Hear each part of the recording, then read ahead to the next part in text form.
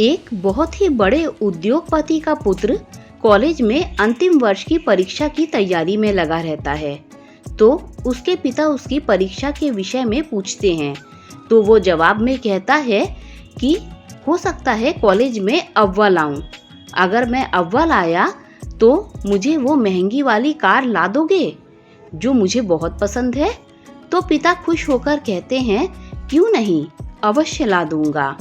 ये तो उनके लिए आसान था, उनके पास पैसों की तो कोई कमी थी ही नहीं।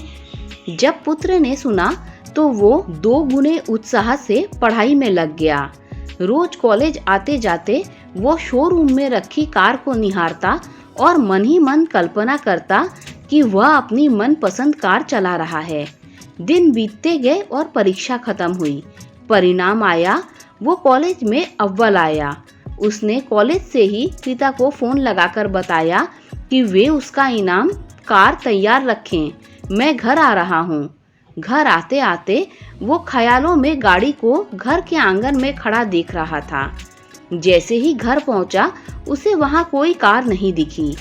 वो बुझे मन से पिता के कमरे में दाखिल हुआ। उसे देखते ही पिता ने गले लगाकर बधाई दी और उसके हाथ में कागज में लिपटी हुई एक वस्तु थमाई और कहा, लो यह तुम्हारा गिफ्ट। पुत्र ने बहुत ही अनमने दिल से गिफ्ट हाथ में लिया और अपने कमरे में चला गया। मन ही मन पिता को कोसते हुए उसने कागज खोलकर देखा। उसमें सोने के कवर में रामायण दिखी।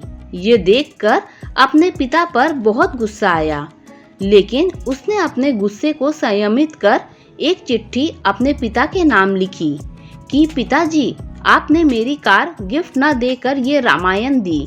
शायद इसके पीछे आपका कोई अच्छा राज छिपा होगा, लेकिन मैं यह घर छोड़कर जा रहा हूँ और तब तक वापस नहीं आऊँगा जब तक मैं बहुत पैसा कमा न लूँ।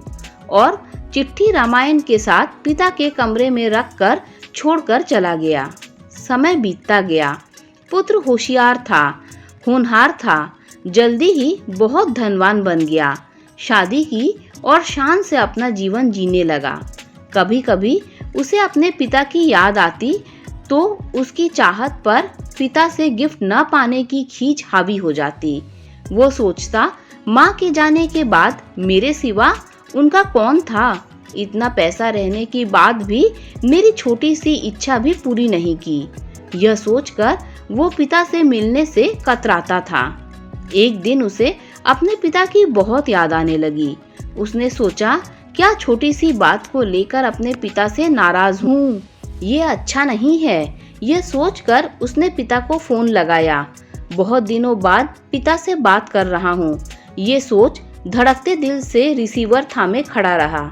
तभी सामने से पिता के नौकर ने फोन उठाया और उसने बताया कि मालिक तो 10 दिन पहले स्वर्ग सिधार गए और अंत तक तुम्हें याद करते रहे और रोते हुए चल बसे।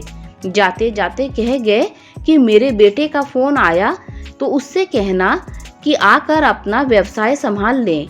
तुम्हारा कोई पता नहीं होने से तुम्हें सूचना नहीं दे पाए। यह जानकर पुत्र को गहरा दुख हुआ और दुखी मन से अपने पिता के घर रवाना हुआ। घर पहुंचकर पिता के कमरे में जाकर उनकी तस्वीर के सामने रोते हुए रूंधे गले से उसने पिता का दिया हुआ गिफ्ट रामायण को उठाकर माथे पर लगाया और उसे खोलकर देखा। पहले पन्ने पर पिता द्वारा लिखे वाक्य पढ़ा, जिसमें लिखा था, मेरे प्यारे पुत्र, तुम दिन दूनी और रात चौगुनी तरक्की करो और साथ ही मैं तुम्हें कुछ अच्छे संस्कार दे पाऊं। ये सोचकर ये रामायण दे रहा हूँ। पढ़ते वक्त उस रामायण से एक लिफाफा सरक कर नीचे गिरा, जिसमें उसी गाड़ी की चाबी और नगद भुगतान वाला बिल रखा हुआ था। ये देखकर उस पुत्र को बहुत दुख हुआ और धड़ाम से जमीन पर गिर रोने लगा। हम हमारा मनचाहा उपहार हमारी पैकिंग में न पाकर उसे अनजाने में खो देते हैं। पिता तो ठीक है, ईश्वर भी हमें अपार गिफ्ट देते हैं, लेकिन हम अज्ञानी हमारे मनपसंद पैकिंग में न देखकर पाकर भी खो देते हैं। हमें अपने माता पिता के प्रेम से दिए ऐसे अनगिनत उपहारों का प्रेम का सम्मान करना चाहिए और उनका धन्यवाद करना चाहिए। दोस्तों, अगर वीडियो अच्छी लगी हो तो लाइक शेयर सब्सक्राइब कीजिए।